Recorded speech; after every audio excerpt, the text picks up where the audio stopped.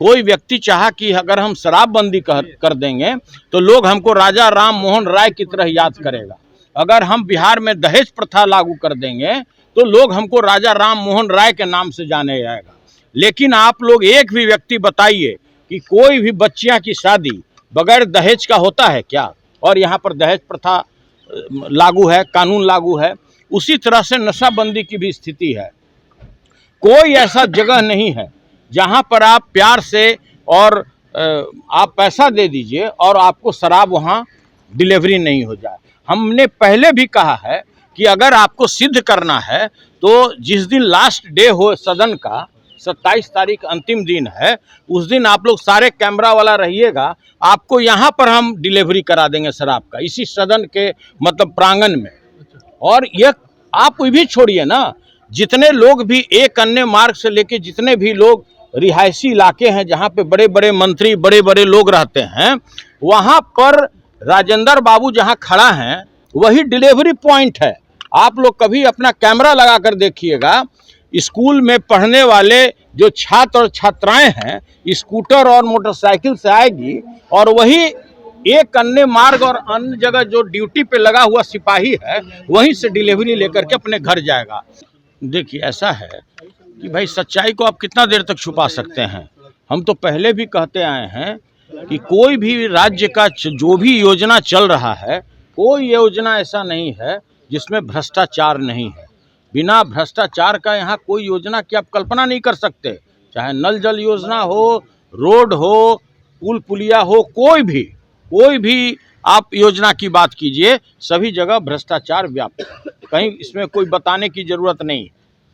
शराबबंदी को लेकर समीक्षा होना चाहिए। देखिए मैंने पहले भी कहा आपको कि वर्ष 2016 में जब बिहार में नशाबंदी लागू की गई, उसके पहले जितना बिहार में शराब का खपत था उससे कई गुना ज़्यादा बंदी के बाद अभी बिहार में शराब आता है। ये किसी से बात छुपा हुआ नहीं है और आप अच्छी तरह से जानते हैं कि 94,000 किलोमीटर इस बिहार का क्षेत्रफल है। बगल का राज्य उत्तर प्रदेश, झारखंड, बंगाल और एक देश नेपाल, ये बॉर्डर है इतना लंबा चौड़ा जहाँ पर कहीं भी शराबबंदी नहीं है। तो आप कभी भी कल्पना नहीं कर सकते कि बिहार में शराब नहीं आएगा। और इसका प्रतिफल यह हुआ कि जो हमारी युवा पीढ़ी है वो पूरी तरह बर्बाद हो गया। जिसको शराब नहीं मिलता है वो आपको सूखा नशा के शिकार हो गए। आज जितना खपत पहले पंजाब में था, बेंगलोर में था, पुणे में था, दिल्ली में था, उससे कई गुना ज़्यादा आज बिहार में सूखे नशे का व्यापार हो गया है। और इस राज्य के गलत नीति के कारण कोई व्यक्ति चाहा कि अगर हम शराबबंदी कर देंगे तो लोग हमको राजा राम मोहन राय की तरह याद करेगा।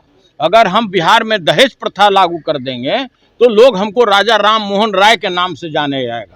लेकिन आप लोग एक भी व्यक्ति बताइए कि कोई भी बच्चियां की शादी बगैर दहेज का होता है क्या?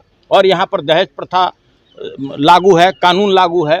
उसी तरह से नशाबंदी की भी स्थिति है। कोई ऐसा जगह नहीं है जहां पर आप प्यार से और आप पैसा दे दीजिए और आपको शराब वहां डिलीवरी नहीं हो जाए। हमने पहले भी कहा है कि अगर आपको सिद्ध करना है तो जिस दिन लास्ट डे हो सदन का, 27 तारीख अंतिम दिन है, उस दिन आप लोग सारे कैमरा वाला रहिएगा, आपको यहाँ पर हम डिलीवरी करा देंगे शराब का, इसी सदन के मतलब प्रांगण में। और ये आप भी छोड़िए ना, जितने लोग भी एक अन्य मार्ग से लेके जितने भी लोग रिहायशी इलाके हैं जहाँ पे बड़े बड़े मंत्री बड़े बड़े लोग रहते हैं, वहाँ पर राजेंद्र बाबू जहाँ खड़ा हैं, राजेंद्र बाबू को समझ गए, देश रत्न राजेंद्र बाबू, राजभवन के सामने वही डिलीवरी पॉइंट है। आप लोग कभी अपना कैमरा लगा कर देखिएगा, स्कूल में पढ़ने वाले जो छात्र और छात्राएं हैं स्कूटर और मोटरसाइकिल से आएगी और वही एक अन्य मार्ग और अन्य जगह जो ड्यूटी पे लगा हुआ सिपाही है वहीं से डिलीवरी लेकर के अपने घर जाएगा। इसलिए यह बात बहुत लंबा चौड़ा है और हम हर एक चीज़ खोल करके आप लोग प्याज की तरह परत परत हम बताना भी नहीं चाहते हैं। यही आप लोगों के लिए मेरा इशारा ही काफी है। उठाए जा रहे हैं लगातार सवालों पर अमित शाह सर आए हुए हैं कहीं ना कहीं घुसपैठ और अंतर्राष्ट्रीय सीमा को लेकर सर आज जो है बड़ी मीटिंग कर रहे हैं। कौन?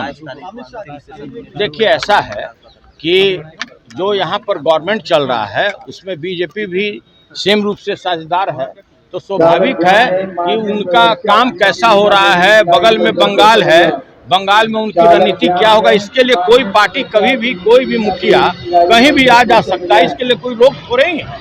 वो तो समीक्षा बहाना होता है।